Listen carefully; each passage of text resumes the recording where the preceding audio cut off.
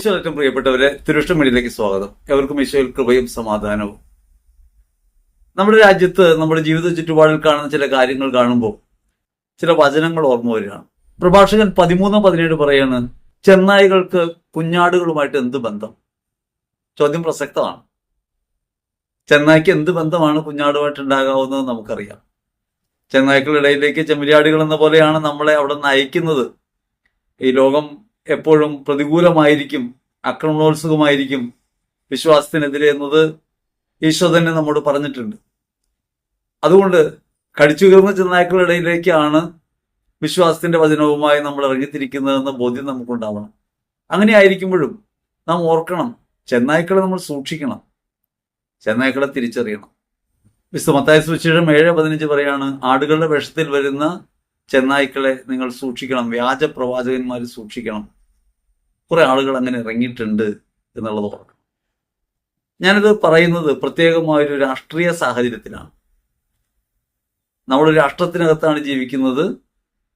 നമ്മുടെ വിശ്വാസ ജീവിതത്തിന് ഉറപ്പു നൽകുന്ന ഒരു ഭരണഘടനയ്ക്ക് കീഴിലാണ്. അത്തരത്തിലൊരിടത്ത് വളരെ സ്നേഹസ്മരണമായ സമീപനവുമായി ഇന്ത്യ ഭരിക്കുന്ന രാഷ്ട്രീയ പാർട്ടി കടന്നു വരുന്നു. 26-ൽ അധികാരം പിടിച്ചെടുക്കാനുള്ള ശ്രമങ്ങളുടെ ഭാഗമായിട്ട് അവർ വരുന്നു. കേരളത്തിൽ വലിയ ചങ്ങാത്തമാണ് ക്രൈസ്തവ സമൂഹവുമായിട്ട് BJP പുലർത്തുന്നത്, അവരതിന് ശ്രമിക്കുന്നത്. അങ്ങനെ ഒരു സാഹചര്യത്തിൽ അവരുടെ യഥാർത്ഥ മുഖം തിരിച്ചറിയണം എന്ന് പറയാൻ വേണ്ടിയാണ് ഇന്ന് നിങ്ങളോട് സംസാരിക്കുന്നത്. നാം നമ്മുടെ വ്യക്തിജീവിതത്തിൽ വിശ്വാസത്തിൽ ഉറച്ചു ജീവിക്കുന്നത് പോലെ തന്നെ പ്രധാനപ്പെട്ടൊരു കാര്യമാണ് സാമൂഹ്യ അന്തരീക്ഷത്തിൽ തിരിച്ചറിവോടെ പ്രതികരിക്കാനും പ്രവർത്തിക്കാനും മനസ്സ് കാണിക്കുന്നത്. കാപട്യങ്ങളെ തിരിച്ചറിയാനും യഥാർത്ഥത്തിൽ ഭരണഘടന നമുക്ക് നൽകുന്ന പൗരാവകാശത്തെയും സ്വാതന്ത്ര്യത്തെയും ഹനിക്കുന്ന ഏത് രീതികളെയും ചെറുതു തോൽപ്പിക്കാനും നമുക്ക് ബാധ്യതയുണ്ട്. സത്യത്തിന്റെ പക്ഷത്ത് നിൽക്കുക, ദരിദ്രരോടുകൂടെ നിൽക്കുക എന്നൊക്കെയുള്ളത് വിശ്വാസിയെ സംബന്ധിച്ച് പ്രധാനപ്പെട്ട കാര്യമാണ്. വിശ്വാസ ജീവിതം കേവലം പ്രാർത്ഥനയുമായി ബന്ധപ്പെട്ടത് മാത്രമല്ല, ജീവിത പ്രയോഗ വഴിയിൽ എങ്ങനെയാണ് സത്യത്തിന് വേണ്ടി നിലകൊള്ളുക എന്നതുകൂടി അതിലടങ്ങുന്നുണ്ട്. വിശ്വാസ ജീവിതം മാറ്റിവെക്കാവുന്ന ഒരു കാര്യമല്ല. അത് ഭൗതിക യാഥാർത്ഥ്യത്തിനകത്ത് വിശ്വാസം പ്രയോഗവൽക്കരിക്കുന്ന കാര്യമാണ്. അവിടെയാണ് നിലനിൽക്കുന്ന ഇന്ത്യൻ സാഹചര്യത്തെ നാം കാണാതെ പോകരുത് എന്ന കാര്യം ഒന്ന് ഓർമ്മപ്പെടുത്തുന്നത്. ഇന്നത്തെ ദീപിക ദിനപത്രത്തിന്റെ മുഖപ്രസംഗം വളരെ പ്രസക്തമായി ഇന്ത്യയിൽ നിലനിൽക്കുന്ന ക്രൈസ്തവ പീഡനങ്ങളെ കുറിച്ച് പറയുന്നുണ്ട്. നമ്മുടെ മാധ്യമങ്ങളൊക്കെ മറച്ചു വയ്ക്കുകയാണ്. കേരളത്തിലെ ഏത് മാധ്യമമാണ് ഇന്ത്യയിൽ നടക്കുന്ന ക്രൈസ്തവ പീഡനത്തെ കുറിച്ച് പറയുക? BJPയുടെ ഇരട്ടത്താപ്പിനെ കുറിച്ച് പറയാം? ആരും പറയില്ല. ദീപിക കടുത്ത വിമർശനമാണ് ഇന്ന് BJPയുടെ ഈ രീതിയെക്കുറിച്ച് പറയുന്നത്. പറയാൻ ചില സാഹചര്യങ്ങൾ ആനുകാലികമായിട്ട് ഒരുങ്ങി വന്നത് കൊണ്ടാണ് ദീപിക അങ്ങനെ ഒരു കാര്യം പറയുന്നത്. ആ കാര്യം എന്തെന്ന് നിങ്ങളുമായി പങ്കുവയ്ക്കാനും വിവേകപൂർവം തീരുമാനങ്ങൾ എടുക്കാനും ആട്ടിൻ തോലണിഞ്ഞു വരുന്ന ചെന്നായ്ക്കളെ മനസ്സിലാക്കാനും നമുക്ക് കഴിയണമെന്ന് പറയാൻ വേണ്ടിയാണ് ഇന്നത്തെ ശ്രമം. കാലത്തിന്റെ അടയാളങ്ങൾ നമ്മൾ മനസ്സിലാക്കണമല്ലോ. കാലം എന്താണ് നമ്മോട് പറയുന്നതെന്ന് മനസ്സിലാക്കണം. വിശ്വാസ ജീവിതം ഞെരുക്കത്തിന്റെ നാളുകളിലൂടെയാണ് കടന്നു പോകുന്നത്. ലോകത്താകമാനം ക്രൈസ്തവർക്കെതിരെയുള്ള പീഡനങ്ങൾ വർദ്ധിച്ചു വരുന്നൊരു കാലഘട്ടത്തിലാണ് നമ്മൾ ജീവിക്കുന്നത്. നമ്മുടെ ചുറ്റുവട്ടത്ത് ഭരണാധികാരത്തിന്റെ തണലിൽ ക്രൈസ്തവ വിശ്വാസം കടുത്ത പീഡനങ്ങളെ നേരിടുന്നുണ്ട് എന്ന യാഥാർത്ഥ്യം നാം തിരിച്ചറിയാതെ പോകരുത്. ഇക്കഴിഞ്ഞ ദിവസം മഹാരാഷ്ട്രയിലെ ഒരു MLA, നിയമനിർമ്മാണ സഭയിലെ ഒരു അംഗം ഒരു പ്രസ്താവന നടത്തി. മതപരിവർത്തനം നടത്തുന്ന മിഷണറിമാർക്കും വൈദികർക്കുമെതിരെ ആരെങ്കിലും ആക്രമണം നടത്തിയാൽ 3 ലക്ഷം മുതൽ 11 ലക്ഷം വരെ വാഗ്ദാനം ചെയ്യുന്നു പ്രതിഫലം. ഗോപി ചന്ദ് പദൽക്കർ എന്ന് പറയുന്ന BJP MLA, മഹാരാഷ്ട്ര MLA പരസ്യമായി പറയുകയാണ്, ക്രൈസ്തവ പുരോഹിതരെ, മിഷണറി പ്രവർത്തനം നടത്തുന്നവരെ ആക്രമിക്കുന്നവർക്ക് 3 ലക്ഷം മുതൽ 11 ലക്ഷം രൂപ വരെ പ്രതിഫലം നൽകും. നമ്മുടെ രാജ്യത്ത് പരസ്യമായി കൊലപാതകത്തിന് ആഹ്വാനം ചെയ്യുന്ന, ആക്രമണത്തിന് ആഹ്വാനം ചെയ്യുന്ന ഒരു ജനപ്രതിനിധി ഉണ്ടാവുന്നു. അത് ക്രൈസ്തവ വിശ്വാസത്തെ പീഡിപ്പിക്കാൻ വേണ്ടിയുള്ള പരസ്യമായ ആഹ്വാനമായി മാറുന്നു.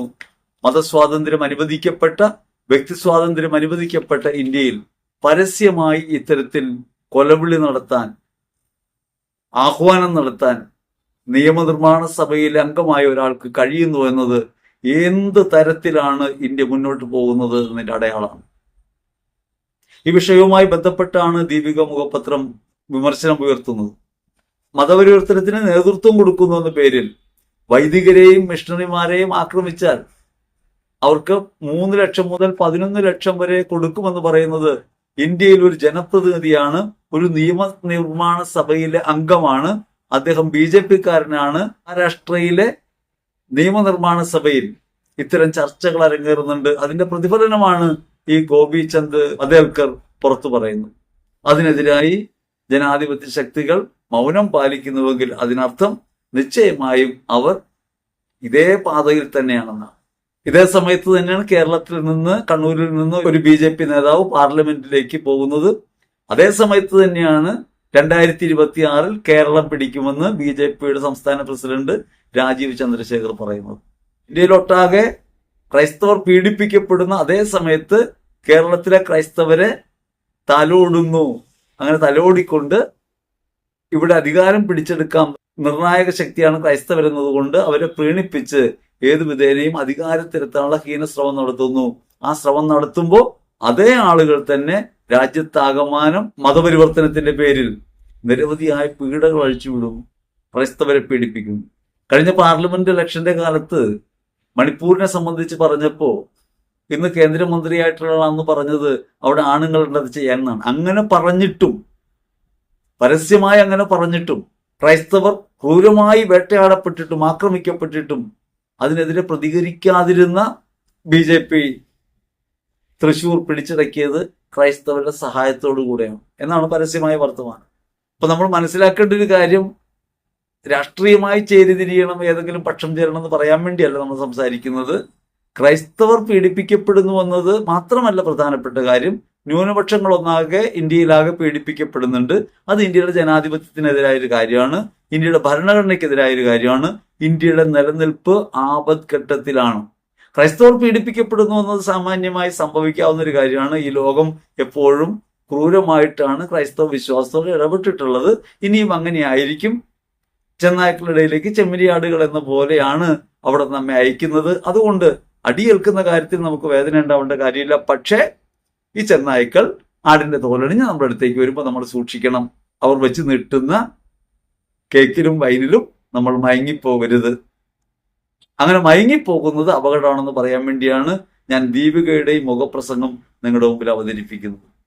ആ മുഖപ്രസംഗത്തിന്റെ തലക്കെട്ട് വളരെ ശ്രദ്ധാർഹമാണ്. വേട്ടക്കാരന് കൈയടിച്ച് ഇരയെ തലോടുകയോ. വേട്ടക്കാരന് കൈയടിച്ച് ഇരയെ തലോടുന്ന മനോഭാവമാണ് ഇന്ത്യൻ ഭരണകൂടം കൈക്കൊള്ളുന്നത്, BJP കൈക്കൊള്ളുന്നത് എന്ന കാര്യമാണ് ദീപിക ദിനപത്രം നമ്മുടെ മുമ്പിൽ അവതരിപ്പിക്കുന്നത്. കേരളത്തിൽ ചർച്ച ചെയ്യപ്പെടുന്ന ഒരു വിഷയമാണ്. കാരണം ഇവിടെ ഭയങ്കര പ്രീണന നയമാണ്. ക്രൈസ്തവരൊക്കെ സംഘപരിവാറിന്റെ ഭാഗമായി നിൽക്കേണ്ടവരാണ്, അങ്ങനെയാണ് എതിരായി വരുന്ന എല്ലാത്തരം വർഗീയ ശക്തികളെ നേരിടേണ്ടതെന്ന് പഠിപ്പിക്കുന്നു. മതന്യൂനപക്ഷങ്ങളെ തമ്മിൽ ഭിന്നിപ്പിക്കുകയും അതിൽ നിന്ന് ചോര കുടിക്കുകയും ചെയ്യുന്ന സ്വഭാവമാണ് ഭൂരിപക്ഷ വർഗീയതയ്ക്കുള്ളത് നമുക്കറിയാം. അത് തിരിച്ചറിയാൻ കഴിയാത്ത വിധം പലപ്പോഴും അന്ധമായി പോകുന്നുണ്ട്. എന്ന് വെച്ച് ന്യൂനപക്ഷ വർഗീയതയും നമ്മൾ തള്ളിക്കളയേണ്ട കാര്യമില്ല. ആ വർഗീയതയും വർഗീയത തന്നെയാണ്, ആക്രമണം തന്നെയാണ്. നമ്മൾ മനുഷ്യ സ്നേഹത്തിന്റെ പക്ഷത്ത് നിൽക്കണം. അതേസമയം തന്നെ ഇത്തരം ആട്ടിൻതോലണിഞ്ഞു വരുന്ന ചെന്നായ്ക്കളെ തിരിച്ചറിയുകയും വേണം. വിവേകത്തോടെ പ്രവർത്തിക്കാൻ നമുക്ക് കഴിയണം. രാജ്യത്ത് പൗരത്വമുള്ളവരാണ് നമ്മൾ. ഈ രാജ്യത്തിന്റെ പൗരത്വം എങ്ങനെയാണ് വിനിയോഗിക്കേണ്ടത്? അത് ഇന്ത്യയുടെ മതനിരപേക്ഷത നിലനിൽക്കുന്ന രീതിയിൽ, ഇന്ത്യയുടെ ജനാധിപത്യവും സ്വാതന്ത്ര്യവും നിലനിൽക്കുന്ന രീതിയിൽ, അത് ഇന്ത്യയുടെ നിലനിൽപ്പിന് അത്യന്താപേക്ഷിതമാണ്. ദീപിക പറയുന്നത് കേരളത്തിൽ ഇങ്ങനെ ക്രൈസ്തവരെ BJP-യോട് അടുപ്പിക്കാൻ വരുന്ന ആളുകൾ ആട്ടിൻതോലണിഞ്ഞ ചെന്നായ്ക്കളാണെന്നാണ്. അത് നമ്മൾ തിരിച്ചറിയാതെ പോകരുത് എന്നാണ് ദീപികയുടെ മുഖപ്രസംഗം നമ്മോട് പറയുന്നത്. ഇതിലെന്താണ് വെളിവാകുന്നത്? കേന്ദ്രവും ഭൂരിപക്ഷ സംസ്ഥാനങ്ങളും ഭരിക്കുന്ന BJP-യുടെ ഈ ഇരട്ടത്താപ്പിനെ കാണാതെ പോകരുത്. ദീപിക പത്രം പറയാൻ കാരണം നിവൃത്തിയോടുകൊണ്ടാണ്, മറ്റാരും പറയുന്നില്ല. ആരും ശബ്ദമുയർത്തുന്നില്ല. ഇരട്ടത്താപ്പ് അറിയാത്തതുപോലെ നടിക്കാം. എങ്ങനെയാണ് BJP പ്രവർത്തിക്കുന്നത്? ഗോവയിലും കേരളത്തിലും അടക്കമുള്ള ക്രിസ്ത്യൻ ന്യൂനപക്ഷം നിർണായക ശക്തിയാകുന്ന സ്ഥലങ്ങളിലൊക്കെ പ്രീണന നയം തലോടലാണ്. അതേസമയം ഒഡീഷയിൽ, മധ്യപ്രദേശിൽ, UP, ഛത്തീസ്ഗഡിൽ അവിടെയൊക്കെ എങ്ങനെയാണ്? അവിടെയൊക്കെ നേർവിപരീതത്തിലാണ്. ഇപ്പൊ മഹാരാഷ്ട്രയിലും അരങ്ങേറുന്നത് സമാനമായ കാര്യങ്ങൾ തന്നെയാണ്. ഒഡീഷയിലും, UP യിലും, ഛത്തീസ്ഗഡിലും, മധ്യപ്രദേശിലും, മഹാരാഷ്ട്രയിലുമൊക്കെ ക്രൈസ്തവ പീഡനങ്ങൾ അരങ്ങേറുന്നു. ആ ക്രൈസ്തവ പീഡനങ്ങൾ തമസ്കരിച്ച് മറച്ചു വെച്ചിട്ടാണ് ഇവിടെ വന്ന് സ്നേഹത്തിന്റെ പ്രവാചകരായി ഇവർ അഭിനയിക്കുന്നത്. അത് കാണാതെ പോകില്ല. മഹാരാഷ്ട്ര സംസ്ഥാനത്ത് കർശനമായ മതപരിവർത്തന നിരോധന നിയമം കൊണ്ടുവരുമെന്നാണ് അവിടുത്തെ റവന്യൂ മന്ത്രി പറയുന്നത്. ഇപ്പൊ പറഞ്ഞ MLA പ്രസ്താവന പ്രസംഗത്തിൽ ആവേശത്തള്ളലിൽ പറഞ്ഞ കാര്യമല്ല. നിരന്തരമായി മഹാരാഷ്ട്രയിൽ നടന്നുകൊണ്ടിരിക്കുന്ന ചില അജണ്ടകളുടെ തുറന്ന പ്രഖ്യാപനം മാത്രമാണ്. അവിടുത്തെ റവന്യൂ മന്ത്രി പറയാണ്, മധ്യപ്രദേശിലും UP യിലുമൊക്കെ പ്രയോഗിച്ച് ഫലം കണ്ട, വിജയിച്ച കിരാതമായ മതപരിവർത്തന നിരോധന നിയമം മഹാരാഷ്ട്രയിലും കൊണ്ടുവരും. കേരളത്തിലേക്ക് വന്ന് ഇവിടെ ഭരണം പിടിച്ചെടുക്കിയിട്ട് എന്ത് ചെയ്യാമെന്നാണ് ഇവർ പറയുന്നത്? ഇത് കൊണ്ടുവരുമെന്നാണ്. മതപരിവർത്തന നിരോധന നിയമം കൊണ്ടുവരാനുള്ള ശ്രമമാണ്. അതായത് ഇന്ത്യയെ മതത്തിന്റെ പേരിൽ ഭിന്നിപ്പിക്കാൻ, ഭൂരിപക്ഷ വർഗീയതയ്ക്ക് വളമിട്ട് കൊടുത്ത് ആ വർഗീയത ഉപയോഗിച്ച് ഇന്ത്യയെ തന്നെ ശിഥിലീകരിക്കാനുള്ള ശ്രമങ്ങളുടെ ഭാഗമാണ്. വാസ്തവത്തിൽ എന്തിനെയാണ് മതപരിവർത്തനമായിട്ട് ചിത്രീകരിക്കുന്നത്? സേവന പ്രവർത്തനങ്ങളെയാണ്. അധസ്ഥിതരുടെയും പാവപ്പെട്ടവരുടെയും ഇടയിൽ പ്രവർത്തിക്കുന്ന മിഷണറിമാരും വൈദികരും ഒക്കെ നടത്തുന്ന സേവന പ്രവർത്തനങ്ങളെ ഇവർ മതപരിവർത്തനമായി ചിത്രീകരിക്കുന്നു. അങ്ങനെയാണല്ലോ. ആദ്യം ഈ സാമൂഹ്യ പ്രവർത്തനത്തെ ആടിനെ പട്ടിയാക്കുക, മതപരിവർത്തനമാക്കുക. എന്നിട്ട് ഇതെങ്ങനെയുള്ള മതപരിവർത്തനമാക്കണം? ഇത് ബലപ്രയോഗം മൂലമുള്ള മതപരിവർത്തനമാക്കണം. അപ്പൊ പേപ്പട്ടിയായി, പിന്നെ തല്ലിക്കൊല്ലാം. ഈ നയമാണ് ഇന്ത്യയിലാകെ BJP കൊണ്ടുവരുന്നത് എന്ന കാര്യം നമ്മൾ മറന്നു പോകരുത്. മധ്യപ്രദേശിലും UP യിലും ഈ കിരാത നിയമം നടപ്പിലാക്കിയപ്പോൾ അനേകം നിരപരാധികൾ ജയിലിലടയ്ക്കപ്പെട്ടു, കേസുകളിൽപ്പെട്ടു. അതേ നിയമം തന്നെയാണ് മഹാരാഷ്ട്രയിലും കൊണ്ടുവരാനായിട്ട് അവിടുത്തെ BJP സർക്കാർ ശ്രമിക്കുന്നത്. എങ്ങനെയാണ് ഇത് രൂപപ്പെടുത്തിയെടുക്കുന്നത് നോക്കണം. മഹാരാഷ്ട്രയിലെ ചില MLA നിയമസഭയിൽ പറയുകയാണ്, മഹാരാഷ്ട്രയിൽ മതപരിവർത്തനം നടക്കുന്നുണ്ട്, നിർബന്ധിത മതപരിവർത്തനം നടക്കുന്നുണ്ട്. ഒരു ആരോപണം ഉന്നയിക്കുകയാണ്, ഒരു ആക്ഷേപം. ആ ആക്ഷേപത്തെ തുടർന്നാണ് ഇത്തരത്തിലൊരു നിലപാടിലേക്ക് അവർ എത്തിച്ചേരുന്നത്. അത് വളരെ ആസൂത്രിതമായൊരു നീക്കമായിട്ട് നമുക്ക് കാണാൻ പറ്റണം. മഹാരാഷ്ട്രയിലെ എല്ലാ ആദിവാസി കേന്ദ്രങ്ങളിലും നിർബന്ധിച്ചും സ്വാധീനിച്ചുമുള്ള മതപരിവർത്തനം നടക്കുന്നുണ്ട് എന്ന് സഞ്ജയ് കുട്ടെ എന്ന് പറയുന്ന MLA നിയമസഭയിൽ ആക്ഷേപം ഉന്നയിക്കുക, ഒരു പ്രശ്നം അവതരിപ്പിക്കുക. മഹാരാഷ്ട്രയിലെ എല്ലാ ആദിവാസി മേഖലയിലും നിർബന്ധിച്ചും സ്വാധീനിച്ചുമുള്ള മതപരിവർത്തനം നടക്കുന്നുണ്ട് എന്ന് സഞ്ജയ് കുട്ടെ എന്ന് പറഞ്ഞ MLA ആണ് നിയമനിർമ്മാണ സഭയെ പറയുന്നത്. മാത്രമല്ല, മതപരിവർത്തനത്തെക്കുറിച്ച് അന്വേഷിക്കാൻ ഒരു പ്രത്യേക സമിതിയെ നിയോഗിക്കണമെന്ന് ഈ സഞ്ജയ് കുട്ടെ എന്ന് പറയുന്ന MLA ആവശ്യപ്പെടുന്നുണ്ട്. അതേസമയം തന്നെ മറ്റൊരു MLA ആയ അനൂപ് അഗർവാൾ മഹാരാഷ്ട്രയിൽ വേറൊരു പ്രശ്നം ഉന്നയിക്കുകയാണ്. അനധികൃത ദേവാലയ നിർമ്മാണങ്ങൾ, അനധികൃതമായി പള്ളികൾ നിർമ്മിക്കുന്നു. പൂനെ, നന്ദർബാർ ജില്ലകളിൽ അനധികൃതമായി ക്രൈസ്തവർ ദേവാലയങ്ങൾ നിർമ്മിക്കുന്നുണ്ട് എന്നൊരു ആരോപണം കൊണ്ടുവരിക. ആസൂത്രിതമായ നീക്കമാണിതെന്ന് പറയാൻ കാരണം ഒരു കാര്യമല്ല പറയുന്നത്. രാജ്യത്തുടനീളം ബുൾഡോസർ രാജാണ്. ആസാമിൽ ഇപ്പൊ നടന്നുകൊണ്ടിരിക്കുക. ബുൾഡോസർ ഉപയോഗിച്ച് എതിരായവരെയൊക്കെ ഇടിച്ചു നിരത്തുക എന്ന സമീപനമാണ്. മുസ്ലിം ദേവാലയങ്ങൾ ഇടിച്ചു നിരത്തുന്നു, ജീവിക്കുന്ന മനുഷ്യരെ ഇടിച്ചു നിരത്തുന്നു. ഇപ്പോ അതിൻ്റെ ഒരു പുതിയ മുഖം വരികയാണ്. മഹാരാഷ്ട്രയിൽ ക്രൈസ്തവ ദേവാലയങ്ങൾ അനധികൃതമാണെന്ന് വരുത്തി തീർന്നു. അപ്പൊ ഇങ്ങനെ ഒരു MLA അനൂപ് അഗർവാൾ ഒരു ആവശ്യം ഉന്നയിക്കുമ്പോൾ അവിടുത്തെ റവന്യൂ മന്ത്രി ഇതൊക്കെ അംഗീകരിച്ചുകൊണ്ട് അതിന്റെ പ്രതിവിധികളുമായി വരികയാണ്. റവന്യൂ മന്ത്രി ചന്ദ്രശേഖർ ബാവൻപുരെ പറയുന്നു, ഇതിന് നടപടി വരുന്നു. ഈ MLA ആക്ഷേപങ്ങൾക്ക് മറുപടി ആയിട്ടാണ് പറയുന്നത്, ഇതിന് നടപടി വരികയാണ്. മതപരിവർത്തന നിരോധന നിയമം വരുന്നു. അനധികൃതമായ ദേവാലയങ്ങൾ പൊളിച്ചു നീക്കാനുള്ള പരിപാടികളും വരുന്നു. അനധികൃത നിർമ്മാണങ്ങളെക്കുറിച്ച് അഡീഷണൽ കമ്മീഷണർ അന്വേഷിക്കും. 6 മാസത്തിനകം അന്വേഷണം പൂർത്തിയാക്കി റിപ്പോർട്ട് സമർപ്പിക്കും. കെട്ടിടങ്ങൾ ഇടിച്ചു പൊളിക്കും, ദേവാലയങ്ങൾ ഇടിച്ചു പൊളിക്കും.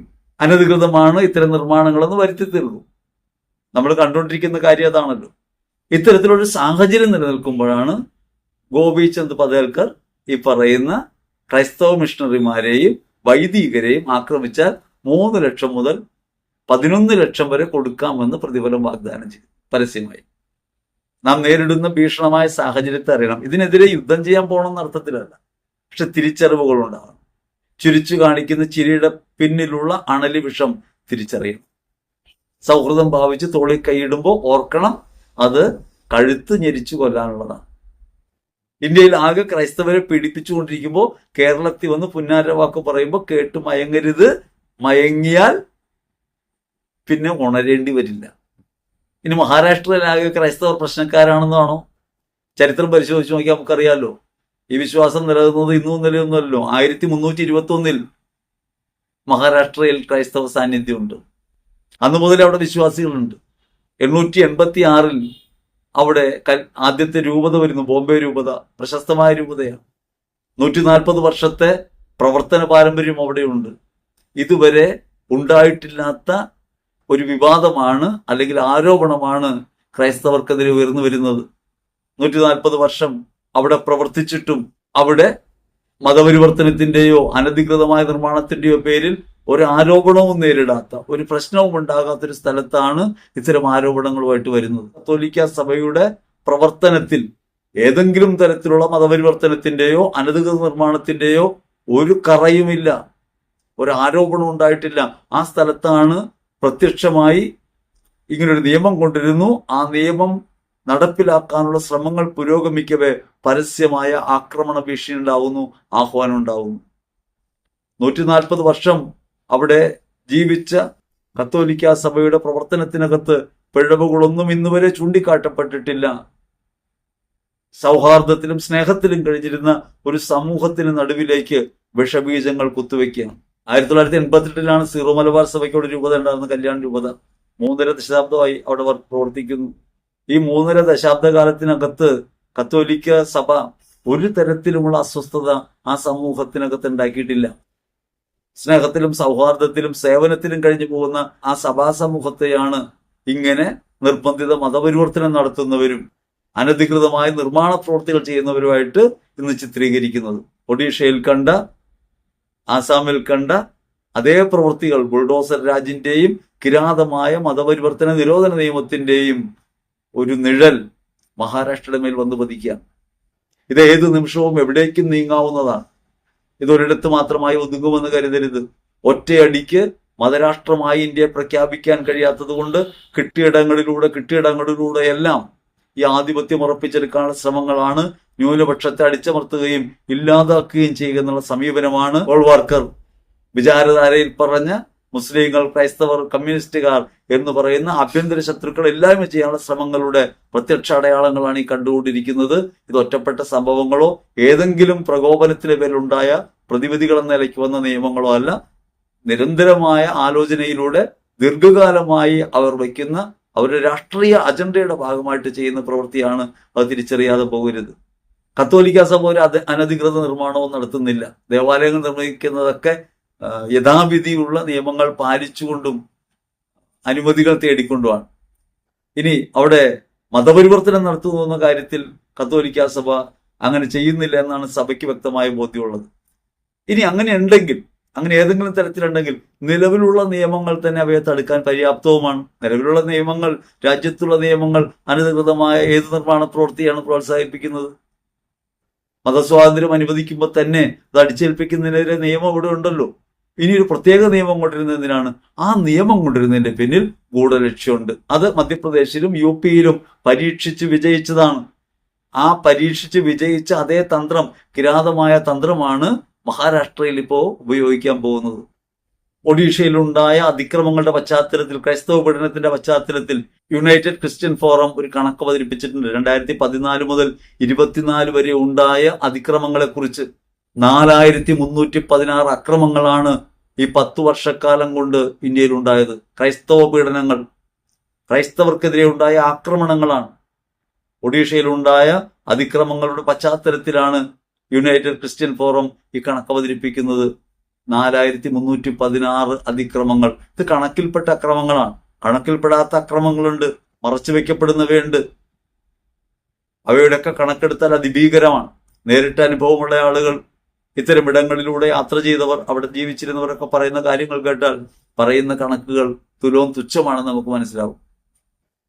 അതികഠിനമായ പീഡകളിലൂടെയും അതിക്രമങ്ങളിലൂടെയും ഭീഷണിയിലൂടെയുമാണ് ഇന്ത്യയിലെ മിക്ക സംസ്ഥാനങ്ങളിലും ക്രൈസ്തവർ ഇന്ന് മുൻപോട്ട് പോയിക്കൊണ്ടിരിക്കുന്നത്.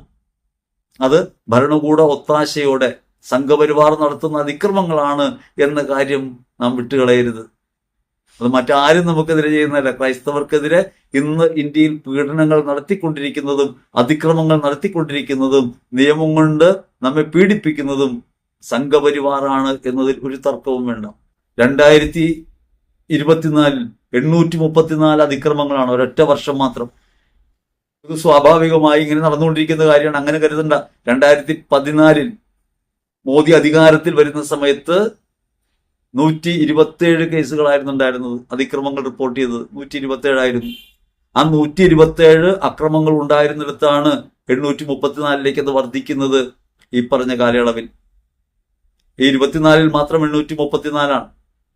ഓരോ വർഷവും ഇങ്ങനെ വർദ്ധിച്ചു വരികയാണ്. ഈ വർദ്ധിച്ചു വരാൻ കാരണം സംഘപരിവാർ ആക്രമണോത്സുകമായ ഭൂരിപക്ഷ വർഗീയതയുടെ ഭീകരമായ വിളയാട്ടം ഇന്ത്യയിൽ ആകെ അഴിച്ചുവിടുന്നു. അത് മുസ്ലിങ്ങൾക്കെതിരാണ്, ക്രൈസ്തവർക്കെതിരാണ്, ദളിതർക്കെതിരാണ്, കമ്മ്യൂണിസ്റ്റുകൾക്കെതിരാണ്. നിരന്തരമായ പീഡനങ്ങൾ, ആഭ്യന്തര ശത്രുക്കളെ ഉന്മൂലനം ചെയ്യാനുള്ള അവരുടെ പദ്ധതി പ്രയോഗവൽക്കരിക്കുകയാണ് വിവിധ മാർഗങ്ങളിലൂടെ. അത് തിരിച്ചറിയാതെ പോകരുത്.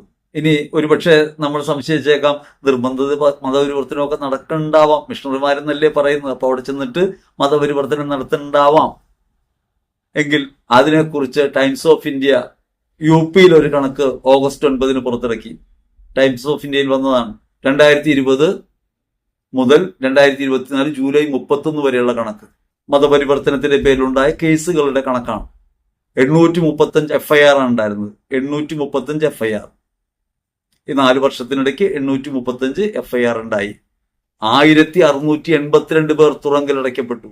1682 പേർ. ശിക്ഷിക്കപ്പെട്ട എത്ര പേരാണെന്നറിയാം? 4 പേർ. 835 FIR-കൾ, 1682 പ്രതികൾ, ശിക്ഷിക്കപ്പെട്ടവർ 4 പേർ. സംഘപരിവാർ ഭീകരതയുടെ മുഖം തിരിച്ചറിയണം.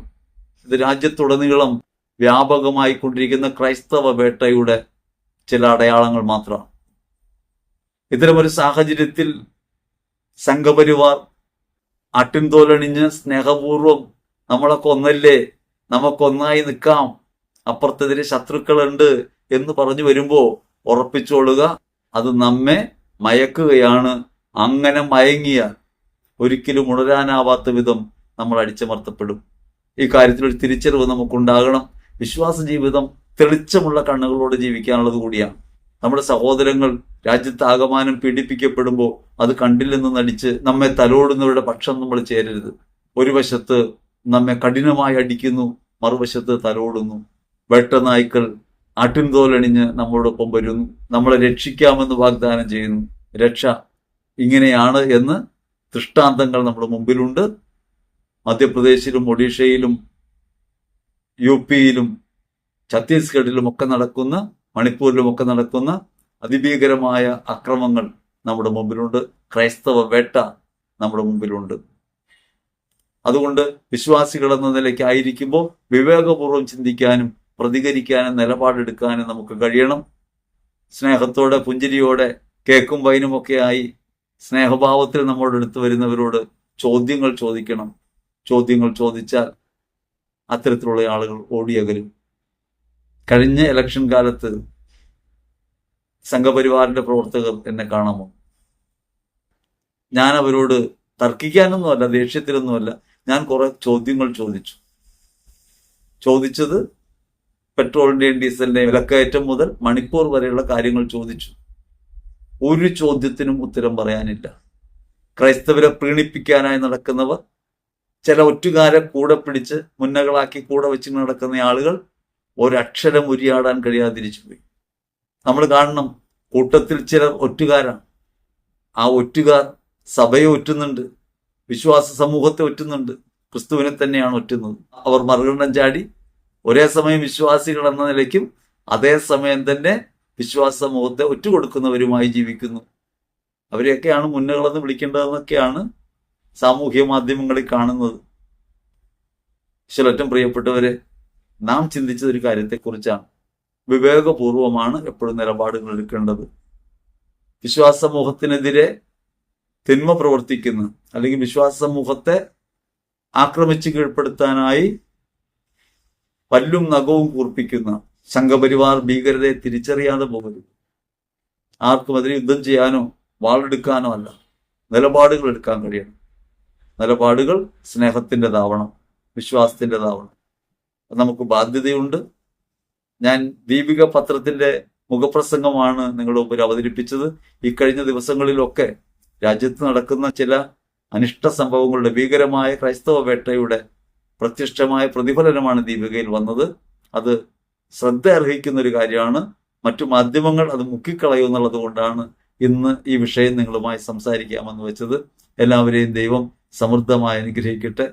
വിവേകമുള്ള ഹൃദയം എല്ലാവർക്കും പ്രദാനം ചെയ്യട്ടെ എന്ന് സ്നേഹപൂർവ്വം പ്രാർത്ഥിക്കുന്നു. ആമേൻ.